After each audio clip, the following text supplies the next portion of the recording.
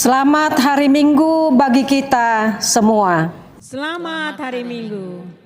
Sebelum kita memulai ibadah ini, marilah kita menyatukan hati dan pikiran kita. Mari kita bersaat teduh sejenak.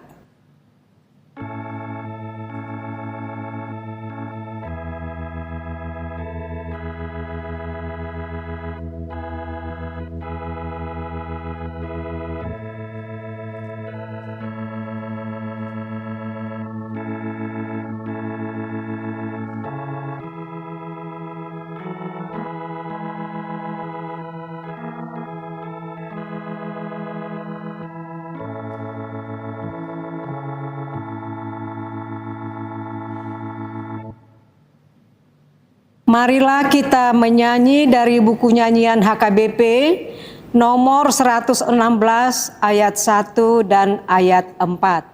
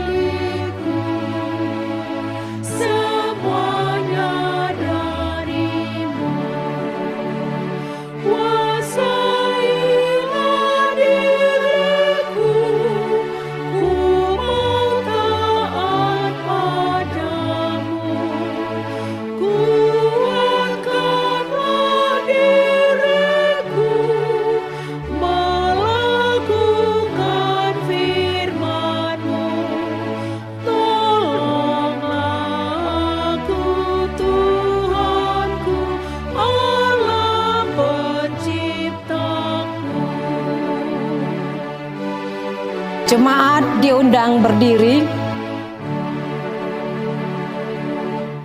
Ya Tuhan Allahku, Tritunggal mulia, kuduskan hatiku, jadikan rumah-Mu.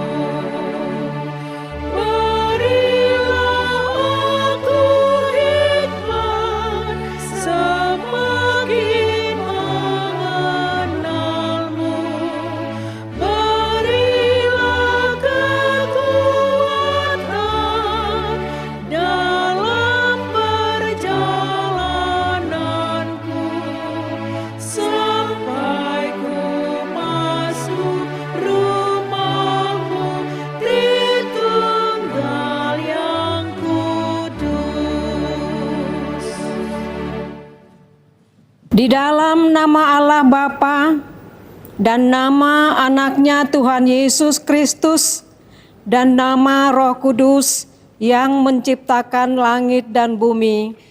Amin. Sehingga hidupmu layak di hadapannya serta berkenan kepadanya dalam segala hal, dan kamu memberi buah dalam segala pekerjaan yang baik, dan bertumbuh dalam pengetahuan yang benar tentang Allah. Beribadalah kepada Tuhan dengan sukacita, datanglah ke hadapannya dengan sorak-sorai. Haleluya. Haleluya, haleluya, haleluya.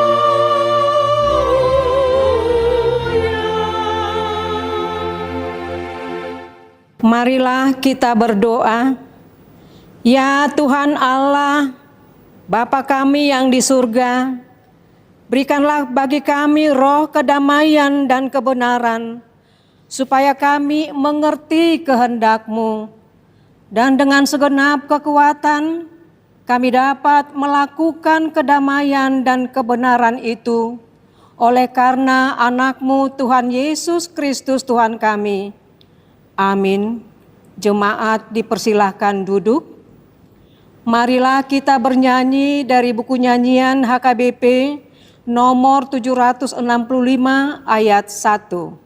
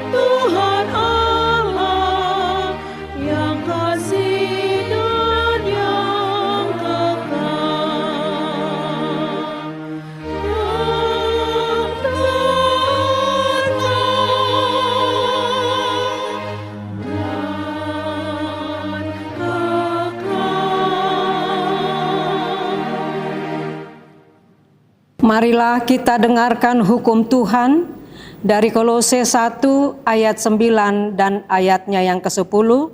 Begini bunyinya. Sebab itu sejak waktu kami mendengarnya, kami tiada berhenti-henti berdoa untuk kamu. Kami meminta supaya kamu menerima segala hikmat dan pengertian yang benar untuk mengetahui kehendak Tuhan dengan sempurna, sehingga hidupmu layak di hadapannya serta berkenan kepadanya dalam segala hal, dan kamu memberi buah dalam segala pekerjaan yang baik, dan bertumbuh dalam pengetahuan yang benar tentang Allah. Demikian hukum Tuhan, marilah kita memohon kekuatan dari Tuhan untuk melakukan hukum-Nya. Ya Tuhan Allah, kuatkanlah kami melakukan yang sesuai dengan hukum-Mu. Amin. Marilah kita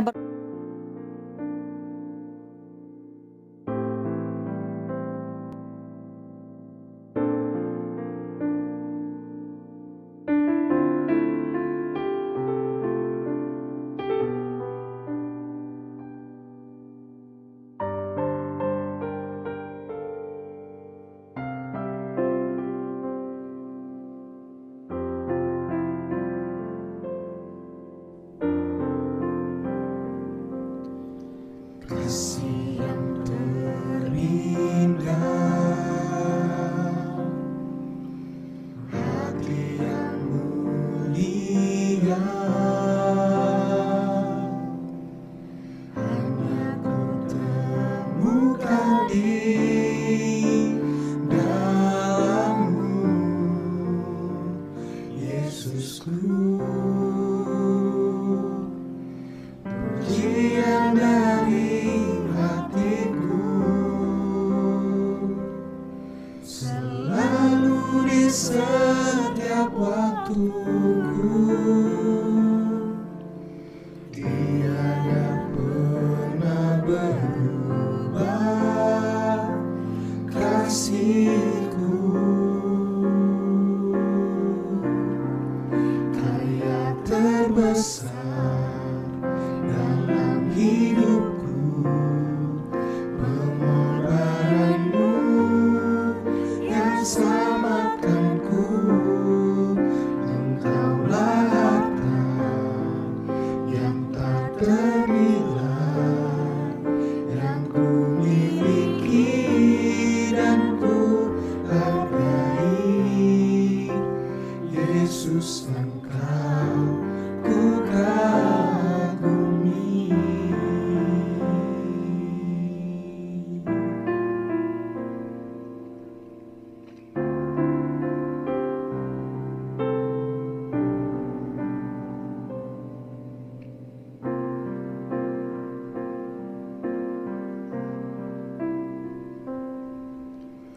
Kasih yang terindah, hati yang mulia, hanya ku temukan di dalam-Mu, Yesusku. Pujian dari hatiku selalu di setiap waktuku,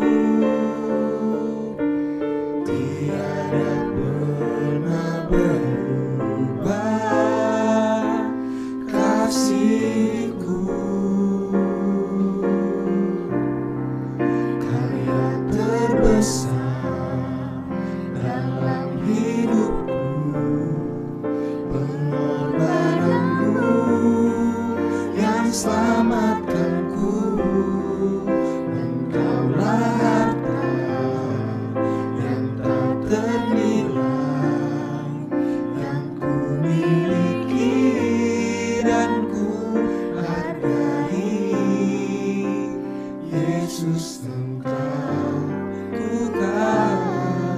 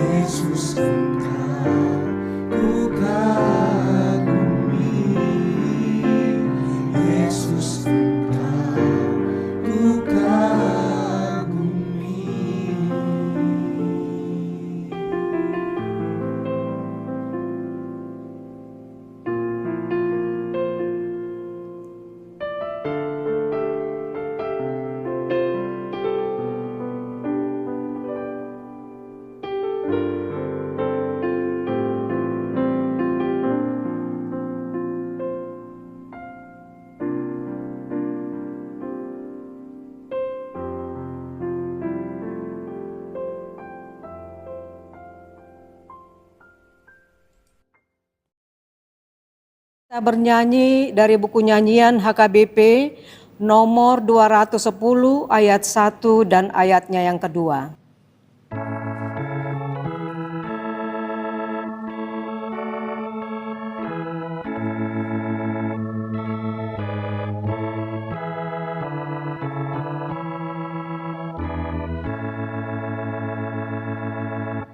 Ya Tuhan, Kaulah sumber rahmat, tiada terukur kasih-Mu, dan banyak orang yang berdosa turut memuji namamu. Karena kasih-Mu yang besar di dalam Yesus penebus. Jemaat diundang berdiri.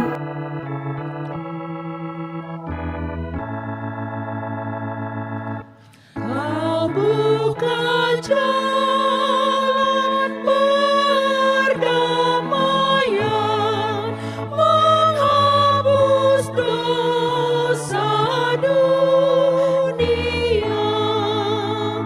Itulah jalan keselamatan bagi manusia yang sesat. Aku bersyukur padamu, ya Tuhan Allah Bapa-Ku. Marilah kita berdoa mengaku dosa-dosa kita. Ya Tuhan Allah Bapa kami yang Maha Kuasa, kami berseru dan memanggil nama-Mu karena kami susah dan gelisah mengingat segala dosa dan kejahatan kami. Kasihanilah kami orang berdosa ini. Ya Tuhan Yesus Kristus, Engkau telah datang ke dunia menjadi manusia, mati dan bangkit kembali, serta naik ke surga untuk membela dan menyelamatkan kami. Kasihani dan kuatkanlah iman kami untuk bersyukur kepadamu. Ya Roh Kudus, penghibur orang yang berduka, sembuhkanlah segala penyakit dan penderitaan kami karena dosa. Tinggallah bersama kami agar kami senantiasa bergembira dan penuh gairah melakukan kehendak-Mu. Engkaulah sumber pengasihan dan pengampunan. Janganlah lupakan kami. Dengarlah doa permohonan kami ini, ya Allah Bapa, Anak, dan Roh Kudus. Amin. Janji Tuhan tentang pengampunan dosa. Karena semua orang telah berdosa dan telah kehilangan kemuliaan Allah, dan oleh karena kasih karunia telah dibenarkan dengan cuma-cuma karena penebusan dalam Kristus Yesus. Kristus Yesus telah ditentukan Allah menjadi jalan perdamaian karena iman dalam darah-Nya. Kemuliaan bagi Allah di tempat yang maha tinggi. Amin. Jemaat kami persilakan untuk duduk kembali. Marilah kita bernyanyi dari buku nyanyian HKBP nomor 254 ayatnya yang keempat.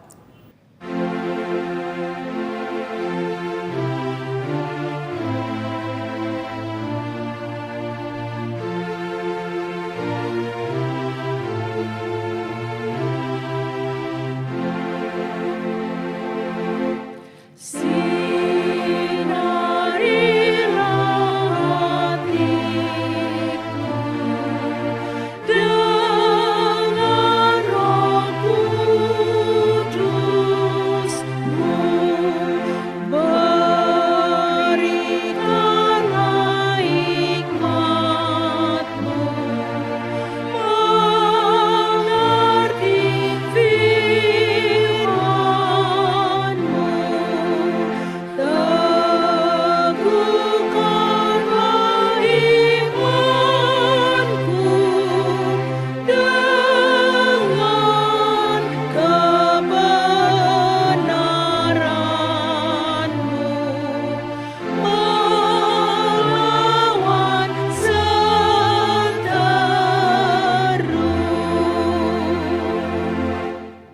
Marilah kita membaca firman Tuhan, epistel yang ditetapkan untuk hari Minggu ini, yaitu dari Keluaran 19 ayat 1 sampai dengan ayat 6.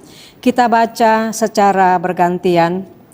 Pada bulan ketiga setelah orang Israel keluar dari tanah Mesir, mereka tiba di padang gurun Sinai pada hari itu juga. Setelah mereka berangkat dari Rafidim, tibalah mereka di padang gurun Sinai, lalu mereka berkemah di padang gurun. Orang Israel berkemah di sana di depan gunung itu. Lalu naiklah Musa menghadap Allah, dan Tuhan berseru dari gunung itu kepadanya, "Beginilah kau katakan kepada keturunan Yakub, dan kau beritakan kepada orang Israel.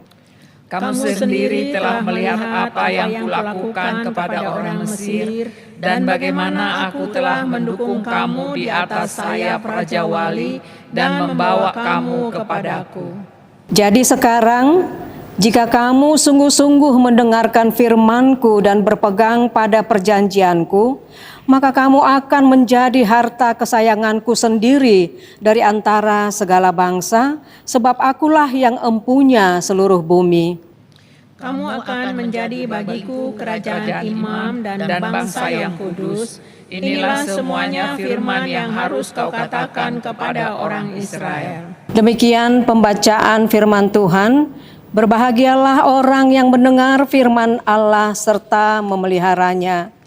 Amin.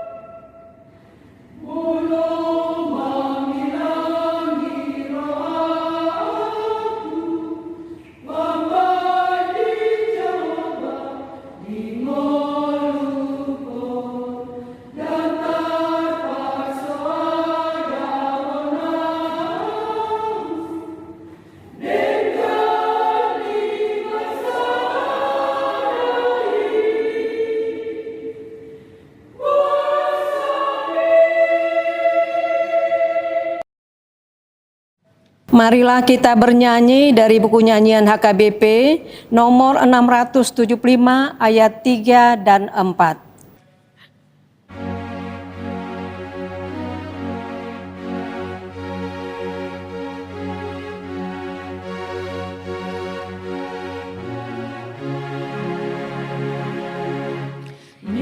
Yesuslah jalan yang benar ke surga yang bakal.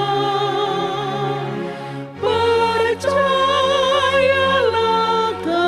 kepadanya dan terima berkat-Nya.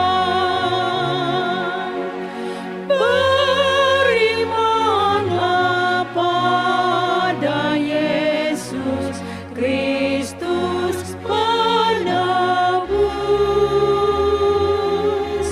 Jika kau percaya Yesus, damai hidupmu. Jemaat diundang berdiri.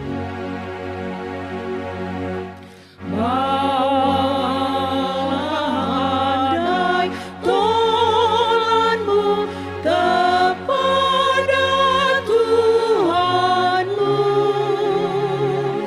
supaya mereka jua ke surga yang bakal. Berimanlah pada Yesus Kristus penebus. Jika kau percaya Yesus, damai hidupmu. Marilah kita mengaku iman kepercayaan kita sebagaimana teman-teman seiman di seluruh dunia kita bersama-sama mengucapkannya. Aku percaya kepada Allah, Bapa yang Maha Kuasa, Khalik langit dan bumi. Aku percaya kepada Yesus Kristus, Anaknya yang tunggal Tuhan kita, yang dikandung daripada Roh Kudus, lahir dari anak darah Maria, yang menderita sengsara di bawah pemerintahan Pontius Pilatus, disalibkan, mati dan dikuburkan, yang turun ke dalam kerajaan maut, pada hari yang ketiga bangkit pula dari antara orang mati, naik ke surga, duduk di sebelah kanan Allah, Bapa yang Maha Kuasa. Dari sana akan datang kelak untuk menghakimi orang yang hidup dan yang mati. Aku percaya kepada Roh Kudus dan adanya satu gereja yang kudus dan am, persekutuan orang kudus, pengampunan dosa, kebangkitan daging dan hidup yang kekal. Amin. Jemaat dipersilahkan duduk. Marilah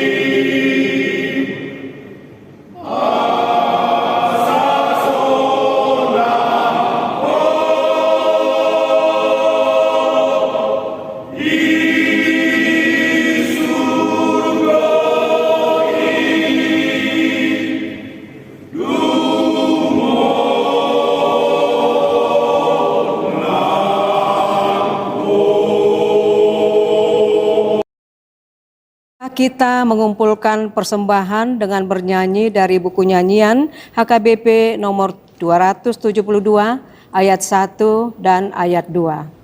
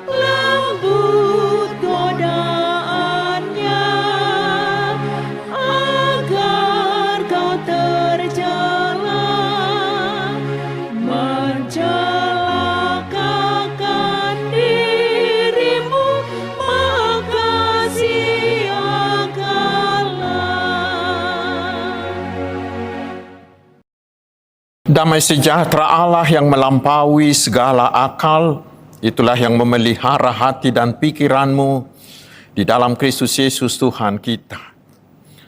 Amin. Selamat hari Minggu, saudaraku. Mari kita menerima firman Tuhan yang menjadi berita Injil untuk minggu ke-8 setelah Trinitatis hari ini dengan topik karya Allah bagi orang pilihannya, yaitu dari surat Paulus ke jemaat Roma, Roma 8 ayat 26 hingga ayat 30. Saya akan bacakan untuk kita, mari kita simak dengan baik. Demikian juga Roh membantu kita dalam kelemahan kita. Sebab kita tidak tahu bagaimana sebenarnya harus berdoa. Tetapi Roh sendiri berdoa untuk kita kepada Allah dengan keluhan-keluhan yang tidak terucapkan. Dan Allah yang menyelidiki hati nurani, mengetahui maksud Roh itu, yaitu bahwa Ia sesuai dengan kehendak Allah berdoa untuk orang-orang kudus. Kita tahu sekarang bahwa Allah turut bekerja dalam segala sesuatu untuk mendatangkan kebaikan bagi mereka yang mengasihi Dia, yaitu bagi mereka yang terpanggil sesuai dengan rencana Allah. Sebab semua orang yang dipilihnya dari semula, mereka juga ditentukannya dari semula untuk menjadi serupa dengan gambaran anaknya, supaya ia anaknya itu menjadi yang sulung di antara banyak saudara. Dan mereka yang ditentukannya dari semula, mereka itu juga dipanggilnya. Dan mereka yang dipanggilnya, mereka itu juga dibenarkannya. Dan mereka yang dibenarkannya, mereka itu juga dimuliakannya. Demikian firman Tuhan. Saudara-saudaraku yang dikasihi Tuhan Yesus Kristus, nats ini memberi kita sedikitnya 3 hal untuk kita renungkan. Yang pertama, kita diajar tentang berdoa. Kita tahu doa adalah nafas iman. Doa adalah alat komunikasi dengan Allah pencipta kita. Doa membuat hati kita terbuka bagi Allah dan membuat hati kita tertutup bagi dosa. Doa itu menenangkan hati. Doa itu membuat pikiran kita menjadi jernih. Doa itu adalah obat yang sangat ampuh bagi jiwa kita. Doa adalah pengusir kesedihan. Doa itu menyingkirkan kedukaan. Doa itu melegakan hati. Doa itu memberi kita kekuatan yang luar biasa. Tukala namargogo si partangiangi. Doa itu memiliki sejumlah efek yang luar biasa. Katanya orang yang berdoa sebelum menjalani pembedahan, dia akan lebih tenang dan kebanyakan itu menjadi berhasil. Karena itulah saudaraku, doa itu sangat penting. Karena itulah firman Tuhan mengajak kita tetaplah dan tekunlah berdoa. 1 Tesalonika 5 ayat 17 dan Roma 12 ayat 12. Tetapi saudaraku, firman Tuhan hari ini secara jujur mengatakan bahwa sebenarnya kita tidak tahu bagaimana sebenarnya harus berdoa. Kita baca itu di ayat 26. Kita tidak tahu bagaimana sebenarnya harus berdoa. Tentang ini mungkin saya punya sebuah cerita, yaitu tentang sepasang suami istri pedagang kain di Cina. Setiap akhir tahun mereka berdua selalu berdoa bersama. Mereka berdua selalu berdoa bersama. Lalu si suami berdoa begini, Tuhan terima kasih. Tuhan telah memberi kami keuntungan sebanyak 100 bal kain di tahun ini. Saya mohon Tuhan kiranya memberi kami keuntungan yang lebih besar lagi hingga 200 bal tahun depan. Mendengar doa itu istrinya langsung memotong. Jangan Tuhan, jangan. Saya mohon tetaplah Tuhan memberi keuntungan hanya 100 bal. Mendengar itu si suaminya marah. Kok kamu memotong doaku padahal saya belum selesai berdoa? Tetapi si istrinya itu tidak peduli. Dia terus berdoa. Pokoknya Tuhan jangan kasih 200, cukup 100. Karena ketika Tuhan memberi kami keuntungan 100, saya merasakan dia semakin mencintai saya. Tetapi bila Tuhan memberikan dia 200, saya takut nanti dia jadi selingkuh dengan perempuan lain. Saudara-saudaraku, bukankah mungkin doa-doa kita juga sering seperti itu?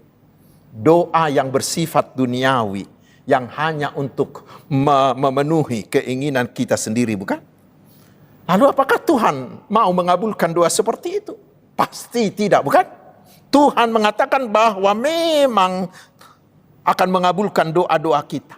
Tetapi hanya bila itu sesuai dengan kehendak Tuhan. Jika hanya untuk kepentingan kita sendiri, atau bila untuk membahayakan orang lain, pasti Tuhan tidak akan mau mengabulkannya. Itu nanti kita baca di Yakobus 4 ayat 3. Dan juga kita bandingkan dengan Mazmur 66 ayat 18. Karena itulah firman hari ini mengingatkan agar setiap kita berdoa, kita harus meminta bantuan Roh Kudus.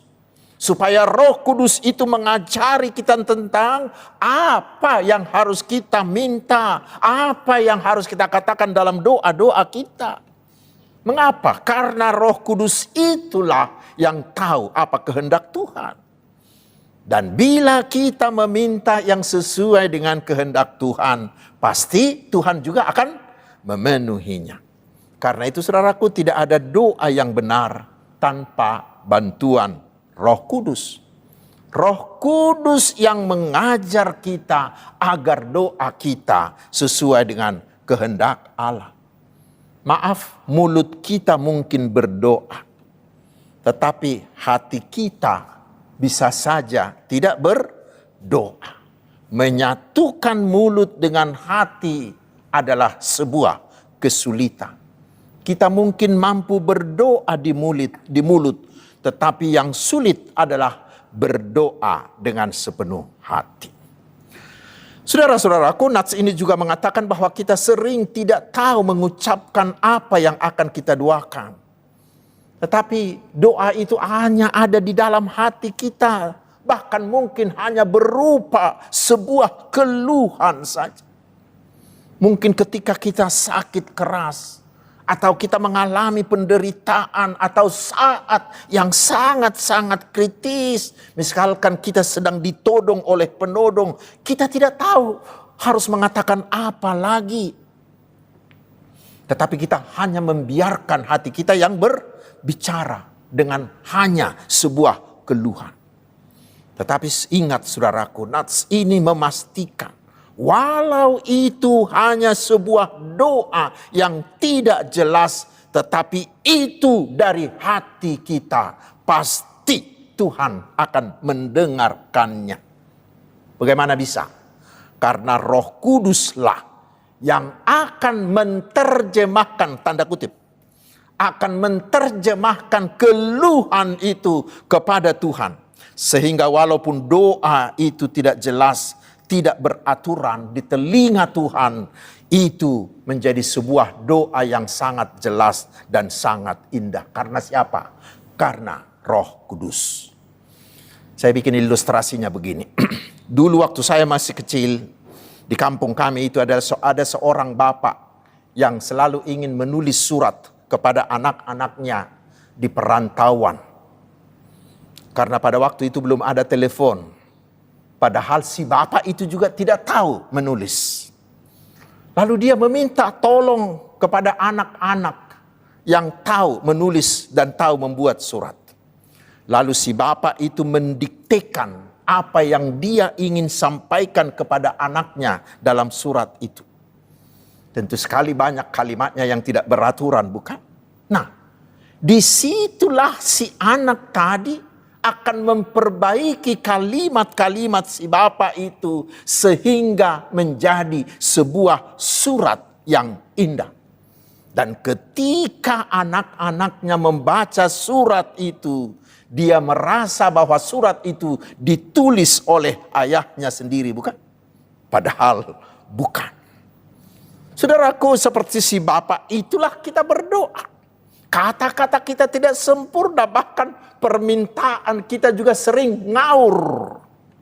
Tetapi bila kita berdoa di dalam roh, maka Roh Kudus itu akan berperan sebagai si anak yang menulis surat tadi. Roh itulah yang akan menyempurnakan doa-doa kita yang tak beraturan itu menjadi doa yang indah di telinga Tuhan. Karena itu saudaraku, jangan pernah malu berdoa. Walaupun kata-katamu tidak beraturan, walaupun mungkin orang lain akan tertawa mendengarkan kata-kata doamu itu. Jangan malu, asalkan saudara berdoa dalam Roh Kudus. Karena bukan kepintaran berkata-kata, atau bukan karena kata-kata indah, jaminan itu menjadi sebuah jaminan bahwa doa kita akan dikabulkan Allah. Tidak. Walaupun itu penting juga. Tetapi yang terpenting, berdoalah di dalam roh.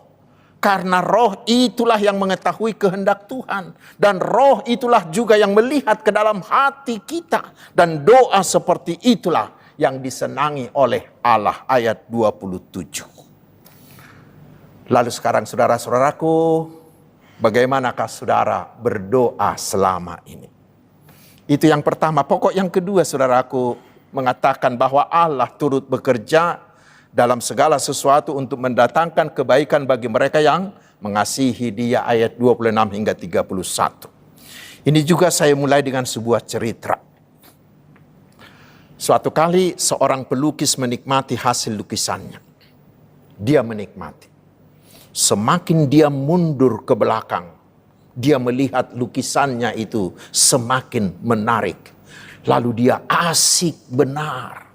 Saking asiknya, dia tidak lagi menyadari bahwa tinggal beberapa senti lagi, bila dia melangkah mundur, maka dia akan jatuh dari gedung yang tinggi itu. Untunglah kebetulan seorang sahabatnya datang.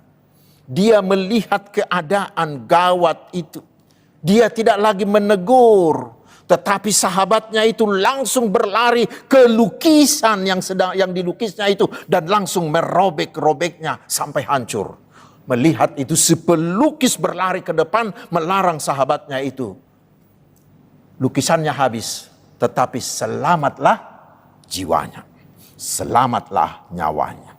Saudaraku, Tuhan sering melakukan hal serupa dengan hidup kita.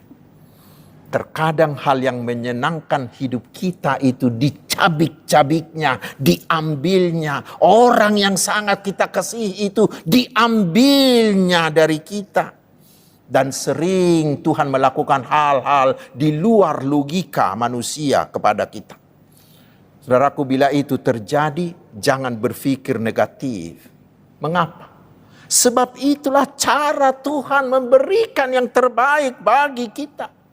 Firman ini mengatakan Allah turut bekerja dalam segala sesuatu untuk mendatangkan kebaikan bagi mereka yang mengasihi Dia, yaitu bagi mereka yang terpanggil sesuai dengan rencana Allah. Lihat, Yusuf dibiarkan Tuhan difitnah, dan karena itu dia harus dipenjarakan. Tetapi lihat, dari penjara itulah Tuhan mengangkat dia menjadi seorang penguasa yang sangat tinggi, penguasa kedua di kerajaan Mesir. Demikian dengan Musa. Musa harus turun tahta dari kebangsawanannya di Mesir. Dan harus menjadi buronan. Bahkan harus menjadi gembala ternak dari mertuanya. Tetapi lihat, dari sanalah Tuhan memanggilnya menjadi pemimpin Israel keluar dari perbudakan Mesir. Tuhan kita Yesus Kristus juga seperti itu.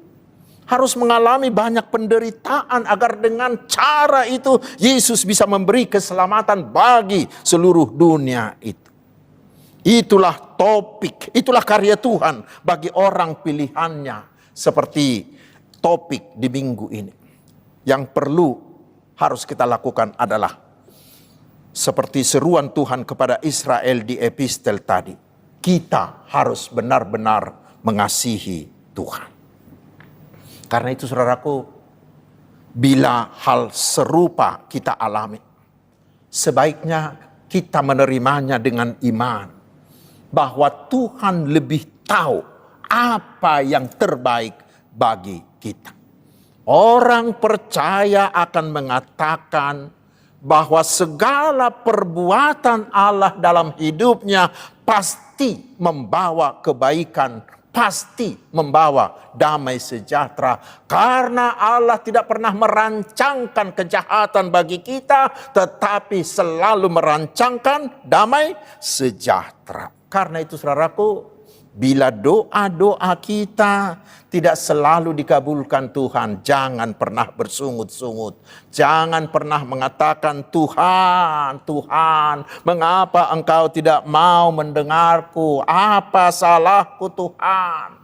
Jangan saudaraku.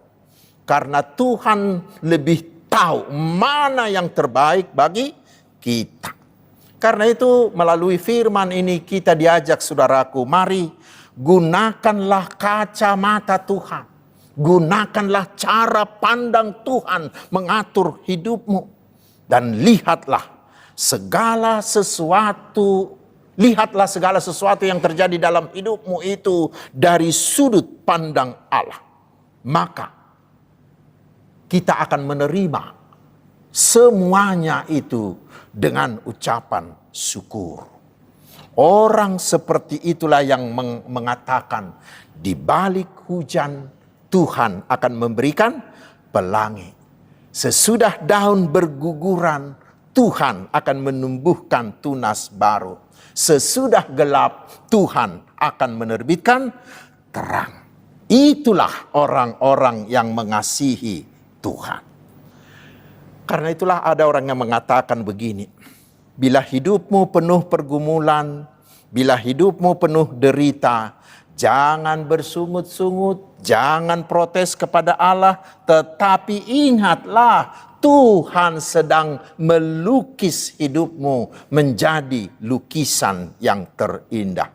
Disitulah Tuhan turut bekerja melukis hidup kita dengan mencampurkan seluruh warna-warna kehidupan sehingga hidup kita menjadi lukisan yang indah. Sekarang yang terakhir saudaraku, ayat 29, ayat 30. Apa tujuan Allah memilih kita menjadi umatnya? Ini sangat perlu kita sadari. Kita menjadi seorang Kristen bukan sekedar menjadi anggota gereja atau menjadi aktivis gereja atau hanya sekedar ikut dalam pelayanan. Tidak, itu terlampau kecil buat Tuhan. Tetapi Tuhan punya rencana besar untuk setiap kita. Ayat 29 itu dikatakan di ayat 29. Untuk menjadi serupa dengan gambaran anaknya. Supaya ia anaknya itu menjadi yang sulung di antara banyak saudaranya. Artinya tujuan Allah bagi kita agar kita menjadi serupa dengan Tuhan Yesus. Apa artinya? Menjadi serupa dalam bahasa Yunaninya disebut sumorphos. Sumorphos. Yang berarti sama dalam karakter, bukan sama dalam bentuk wajah. Artinya, bila orang lain melihat kita, maka mereka akan mengatakan, di wajahmu, di perilakumu, di karaktermu, di perkataanmu, di caramu berpakaian, di caramu bergaul, di cara hidupmu, kulihat Yesus. Kita menjadi seperti kembarannya Tuhan Yesus dalam karakter. Tidak mungkin orang mengatakan itu kepada kita bila mereka melihat perilaku kita yang sering tidak senonoh. Atau melihat perilaku kita yang tidak beradat. Atau melihat kita di kebaktian selalu bermain-main, main game, main chatting, browsing, dan lain-lain. Tidak mungkin orang mengatakan itu kepada kita bila kita berpacaran tidak menampakkan kesopanan. Tidak mungkin orang mengatakan itu kepada anak-anak muda bila mereka belajar ogah-ogahan hingga dapat titel MA alias mahasiswa abadi. Tetapi saudaraku, bila kita suka menolong, bila kita ramah, bila kita selalu berinisiatif membawa kedamaian, bila kita mau berkorban, itulah sebahagian dari karakter Yesus. Bila itu ada dalam diri kita dan dilihat orang lain kita lakukan, maka orang akan mengatakan, benar, di dalam hidupmu kulihat Yesus. Di dalam karaktermu, kulihat karakter Yesus. Karena itu saudaraku, bila Tuhan memberi kita banyak berkat-Nya, ingatlah, Tuhan memiliki sasaran rencana besar untuk hidupmu, yaitu agar melalui semua berkat itu, kita membangun karakter hidup yang serupa dengan karakter Tuhan Yesus. Apa gunanya? Dengan karakter itulah orang banyak akan melihat kebaikan dan kesempurnaan Tuhan kita Yesus Kristus melalui hidup kita. Lalu mereka tertarik dan mereka mau mengikut Yesus. Itulah penginjilan. Karena itulah mari kita renungkan. Apakah di wajahmu? Apakah di hidupmu? Apakah di pekerjaanmu? Apakah di keluargamu orang sudah melihat karakter Tuhan Yesus? Amin. Mari kita berdoa. Terima kasih Bapa di sorga, karena Engkau selalu mengajari kami berdoa. Tuntun kami agar kami selalu berdoa di dalam Roh Kudus, sehingga kami memohon apa yang benar, apa yang berkenan bagi Tuhan. Dan kami yakin Tuhan akan mengabulkan doa-doa kami. Ya Tuhan, kami percaya melalui firman-Mu, kami diyakinkan bahwa Engkau turut bekerja dalam segala sesuatu untuk mendatangkan kebaikan bagi kami. Karena itu ajarlah kami, apapun yang terjadi dalam hidup kami, apapun yang Tuhan lakukan bagi kami percaya bahwa itulah yang terbaik menurut Tuhan untuk kami. Dan pasti itu adalah rancangan damai sejahtera bagi kami.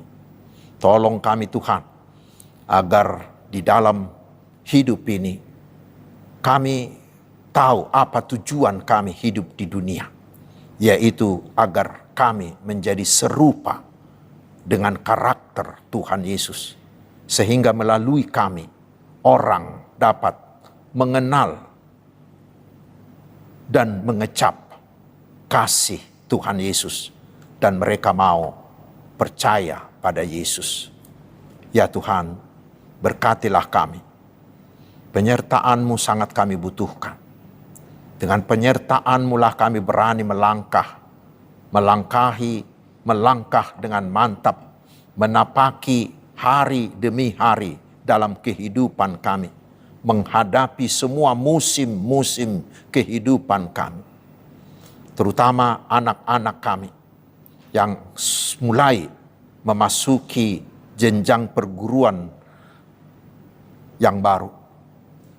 Penyertaan-Mu lah yang menguatkan mereka, sehingga mereka mampu belajar dengan baik dan akan berhasil dengan gemilang.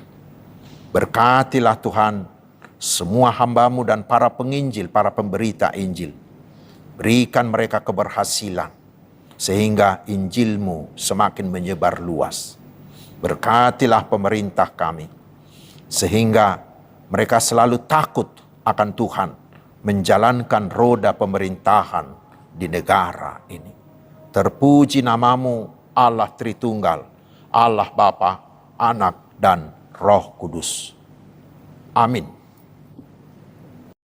Saudaraku, marilah kita mengumpulkan persembahan dengan bernyanyi dari buku nyanyian HKBP nomor 803 ayat 1 dan ayat 2.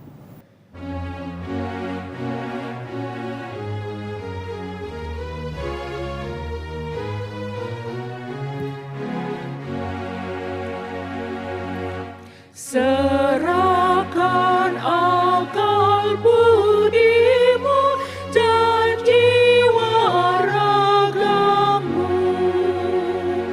itulah persembahanmu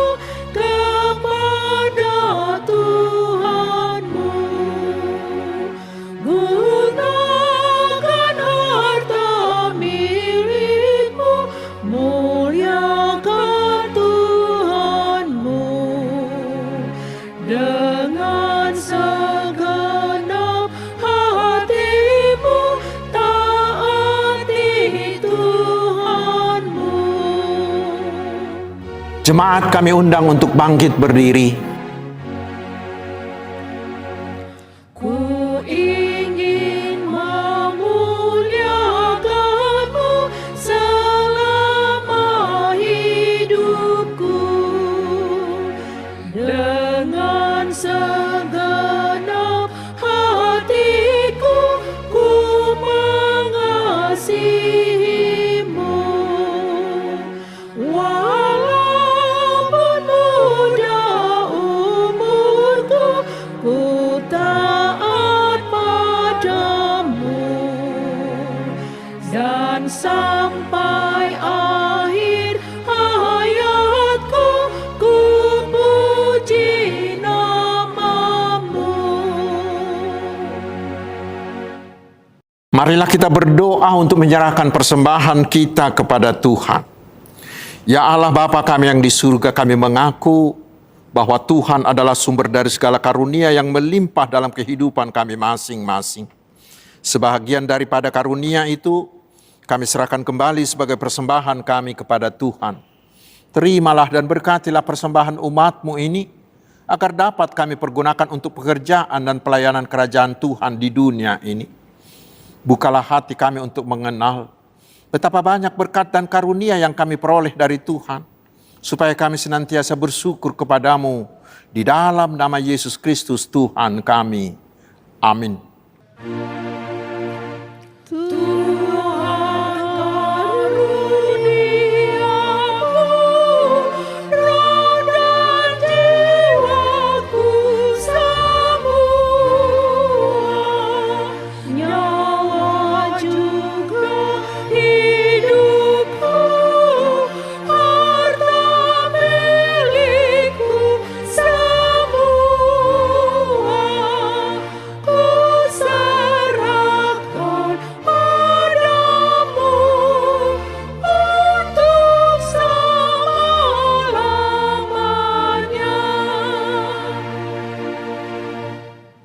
Bapa kami yang di surga, dikuduskanlah nama-Mu.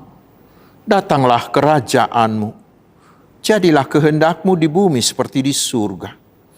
Berikanlah kami pada hari ini makanan kami yang secukupnya. Dan ampunilah kami akan kesalahan kami, seperti kami juga telah mengampuni orang yang bersalah kepada kami. Dan janganlah membawa kami ke dalam pencobaan, tetapi lepaskanlah kami daripada yang jahat.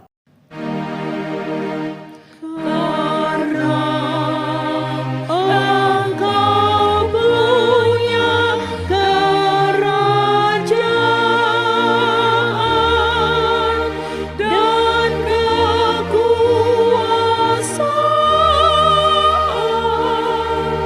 dan kemuliaan sampai selama-lamanya.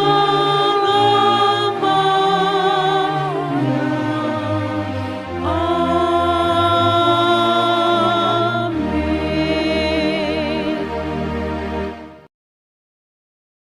Pulanglah dalam damai sejahtera dan terimalah berkat Tuhan. Tuhan memberkati engkau dan melindungi engkau.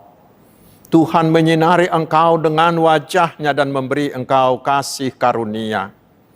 Tuhan menghadapkan wajah-Nya kepadamu dan memberi engkau damai sejahtera. Amin. Amin.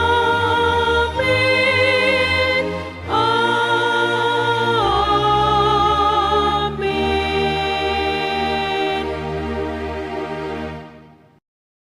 Selamat hari Minggu, Tuhan Yesus memberkati.